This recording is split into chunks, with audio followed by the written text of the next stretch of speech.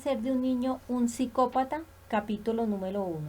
Una labor de búsqueda a través del homicidio. Cuando se conoce el interior del ser humano, no se puede comprender cómo es tan escaso el número de verdaderos criminales. Wilhelm Steckel, Sadismo y Masoquismo, 1924. Dicotomía del superyo. Freud comenta que el hombre no es una criatura tierna y necesita de amor, que solo osaría defenderse si se le atacara, sino, por el contrario, un ser entre cuyas disposiciones instintivas también debe incluirse una buena porción de agresividad. De hecho, la historia de la humanidad no podría entenderse sin abordar el estudio de la violencia, pues las manifestaciones de tal tendencia, maltrato, abuso de autoridad, tortura, sadismo, guerra, etc., son bastante frecuentes. Homo homini lupus. ¿Quién se atrevería a refutar este refrán después de todas las experiencias de la vida y de la historia? Esto nos lleva a considerar lo frágil que puede ser nuestra disposición a la tolerancia, la comprensión y la solidaridad. Por algo los líderes religiosos predican hacer el bien, hasta el punto de exigirlo, evidenciándose de esta manera la capacidad destructivo maligna que habita en todos los seres humanos y la consecuencia dificultad para vencerla. Por algo en torno a determinadas acciones contempladas como inmorales y o criminales se alzan los preceptos normativos o legales, los límites que en todas las épocas y culturas existen y que se emplean a modo de mecanismo de supervivencia ante el peligro de desmembración y destrucción que supondría para la comunidad que sus integrantes trataran de dar rienda suelta a todos sus impulsos. Queda así encauzada o regulada la conducta, que de otra manera es castigada. Pero todo tiene un precio, que en caso es del displacer. Y en tanto que la confrontación con los límites supone cierta cuota de renuncia pulsional, no es extraño que todo ser humano pretenda escapar, por lo menos temporalmente, de tal situación, a veces tratando de vivirlo o experimentarlo personalmente y en otras ocasiones a través de lo que otros congéneres hacen o expresan, como así allá de lo meramente informativo por los sucesos criminales. Un interés morboso que pareciera responder a la necesidad de dar soporte y realismo a las fantasías transgresoras y violentas por medio de quien las actúa. El delincuente, que por cierto en bastantes ocasiones es elevado a los altares de la fama y paradójicamente puede ser calificado por aquellos mismos que lo han ensalzado de monstruo como si encarnara una esencia o naturaleza diametralmente opuesta, totalmente ajena a la de la mayoría de la gente, atracción y simultáneo rechazo por la criminalidad, que habla de un deseo encubierto por intuir y querer traspasar los umbrales de la cotidianidad.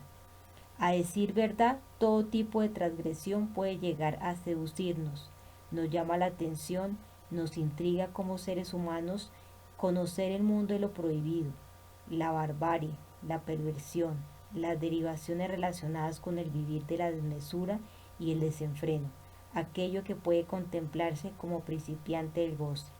En palabras de Nacio, el goce es el estado enérgico que vivimos en circunstancias límites, en situaciones de ruptura, en el momento en que se está por franquear un tope, por asumir un desafío, por afrontar una crisis excepcional, a veces dolorosa.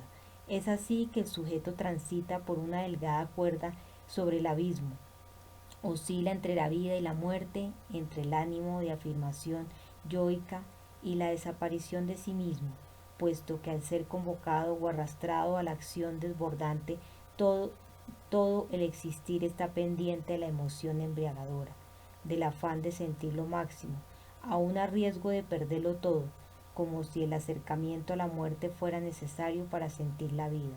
Hay una apuesta por lo absoluto, marginándose en ese momento los asuntos cotidianos, bienes materiales y los logros profesionales, y llegándose a contemplar la vida, la del otro y o propia, como una ficha esencial del juego, como aquel elemento del que es preciso disponer para poder jugar, y adentrarse más allá de los límites establecidos, Ahí radica precisamente la fascinación por el crimen, en la dimensión extraordinaria, en el sentido de que está por fuera de la cotidianidad a la que arroja, de donde emana la voz que reclama bordear los límites establecidos y flirtear con el vértigo de la emoción embriagadora.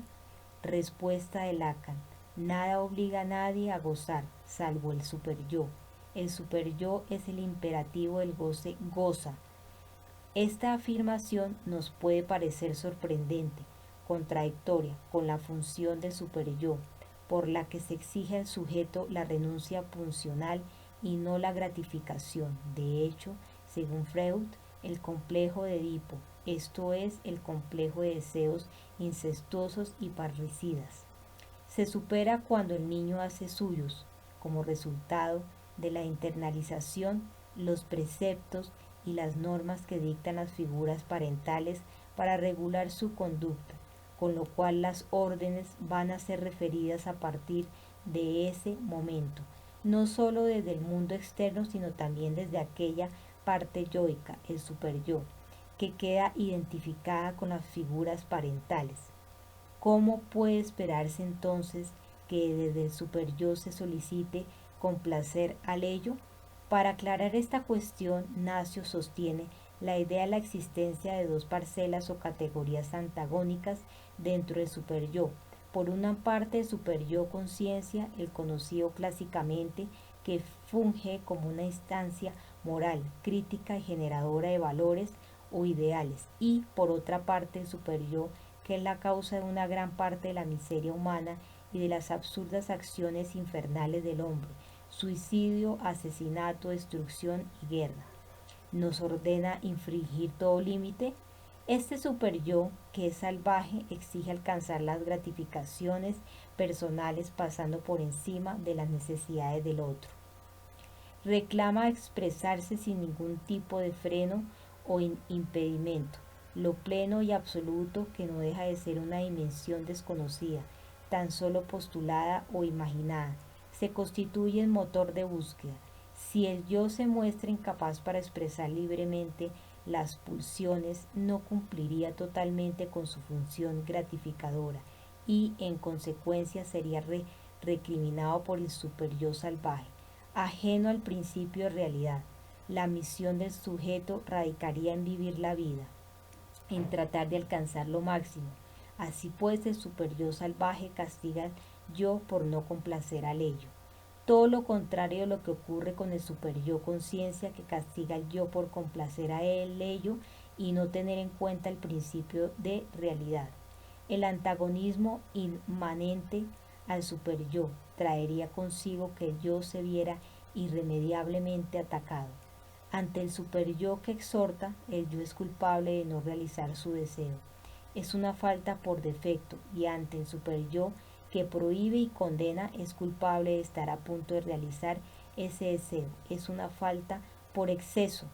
Esta formulación nos sitúa en la confrontación a que se ve expuesto el ser humano, demandado desde dos polos, en una lucha de opuestos que haría imposible un estado de felicidad completa, pues mientras algo se satisface hay algo que se frustra. 1.2 Caso rosado. Para evitar confusiones en el lector, quiero manifestar que el acto de matar no constituye, ni mucho menos, el único recurso para traspasar los umbrales de la cotidianidad, pues existen diversas fórmulas que, no suponiendo un quebranto de la libertad del otro, brindan la posibilidad de gozar de las emociones fuertes, por ejemplo, con la práctica de deportes de alto riesgo, como tampoco puede afirmarse de que todos los homicidios siguen este patrón o guión. El acto de matar lo pueden cometer personas muy diferentes entre sí, desde quienes padecen un grave trastorno psíquico, pongamos por caso a los esquizofrénicos, hasta quienes están libres de signos o síntomas psicopatológicos. El tipo de homicidio al que me refiero en el presente capítulo suelen cometerlo los psicópatas, para quienes el acto de matar se alza en ciertos casos y al margen de otras consideraciones, como una vía para adentrarse más allá de los límites establecidos, como un reto, como un motor de búsqueda para acceder a un estado experiencial, cumbre y así contactar con la capacidad de sentir. Los psicópatas que han provocado la muerte de una o varias personas no se sienten, al menos aparentemente, apesumbrados ni angustiados por la culpa. Parecería que para ellos el homicidio no constituye ningún tabú o prohibición sociocultural.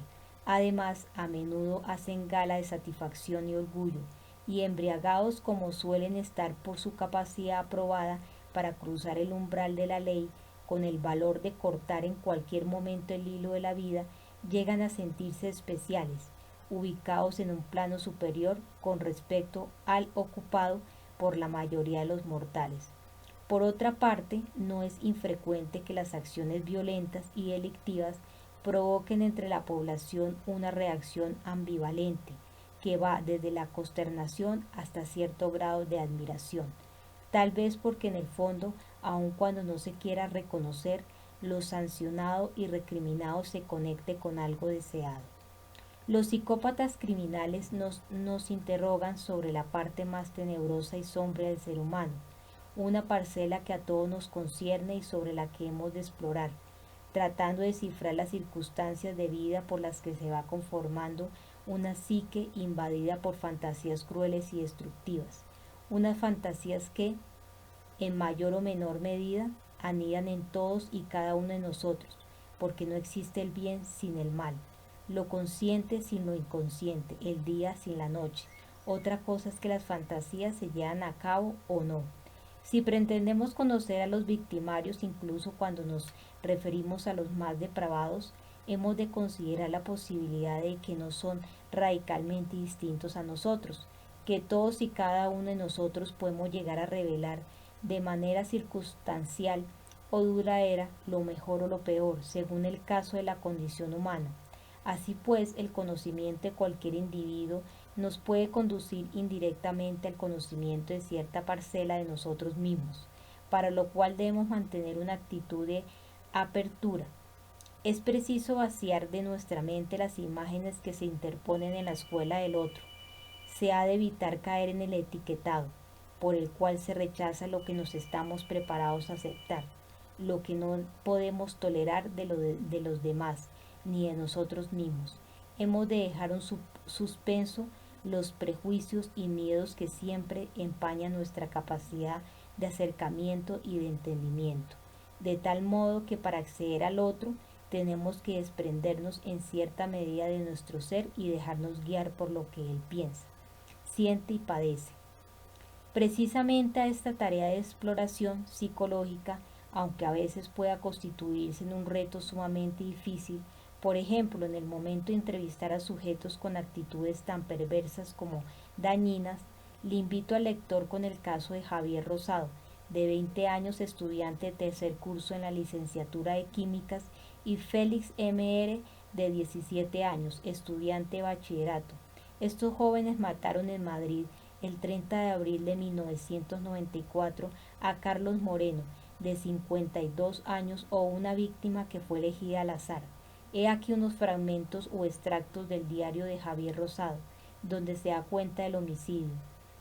Desde el principio me pareció un obrero, un pobre desgraciado, que no merecía la muerte. Llevaba zapatos cutres y negros, calcetines ridículos, también negros, una camisa a rayas verdes y blancas. Era gordito, rechoncho, con una cara de alucinado que apetecía golpear. Cuando estuvimos a un metro nos plantamos delante suyo, sacamos nuestros cuchillos y yo le pedí que nos diera todo su dinero. Eso sí, por favor. Se sorprendió y asustó, mirando más al impresionante cuchillo de mi compañero que a mí, que era el que hablaba. El robo era solo un adorno, una excusa para sacar los cuchillos. Decidí cogerle por detrás e inmovilizarle lo más que pudiera para que mi compañero le matara. Así lo hice, agarrándole de la cabeza y del cuello. La presa redobló sus forcejeos, pero estábamos en situación ideal, conmigo sujetándole y mi amigo a un metro dándole puñaladas. Mi compañero me llamó la atención para decirme que mira, le he sacado las tripas. Vi una porquería blanquecina saliéndole de donde tenía el ombligo y pensé, ¿cómo me pasó? Redoblé mis esfuerzos, divertido, y me alegré cuando pude agarrarle la columna vertebral con una mano. Atrapándola, empecé a tirar de ella, notando nuevos pinchazos que luego descubrí eran nuevas heridas, y no cesé hasta descoyuntársela. Miré mi obra, se la había sacado parcialmente por la garganta. Vi que todavía estaba vivo. Le dije a mi compañero que cesáramos, dejándole morir por sí solo.